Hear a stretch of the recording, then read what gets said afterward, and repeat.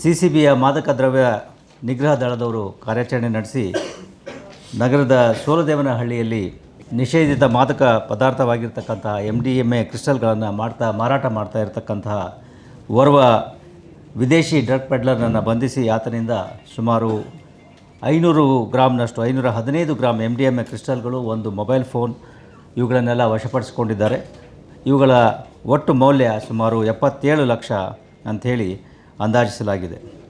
ಇದು ಕಾರ್ಯಾಚರಣೆ ಆಗಿರ್ತಕ್ಕಂಥದ್ದು 22ನೇ ತಾರೀಕು ನವೆಂಬರ್ನಂದು ನಮ್ಮ ಸಿಸಿಬಿಯ ಮಾದಕ ದ್ರವ್ಯ ನಿಗ್ರಹ ದಳದ ಪೊಲೀಸರು ಖಚಿತ ವರ್ತಮಾನದ ಮೇರೆಗೆ ಸೋಲದೇವನಹಳ್ಳಿ ಭಾಗದಲ್ಲಿ ಈ ಒಂದು ದಾಳಿಯನ್ನು ನಡೆಸಿದ್ದು, ಇದರಲ್ಲಿ ಓರ್ವ ವಿದೇಶಿ ಡ್ರಗ್ ಪೆಡ್ಲರ್, ಆಫ್ರಿಕಾ ಮೂಲದ ಓರ್ವ ವಿದೇಶಿ ಡ್ರಗ್ ಪೆಡ್ಲರ್ ಬಂಧಿತನಾಗಿದ್ದಾನೆ. ಆತನಿಂದ ಇಷ್ಟು ಪ್ರಮಾಣದ ಈ MDMA ಕ್ರಿಸ್ಟಲ್ಗಳನ್ನು ವಶಪಡಿಸಿಕೊಳ್ಳಲಾಗಿದೆ.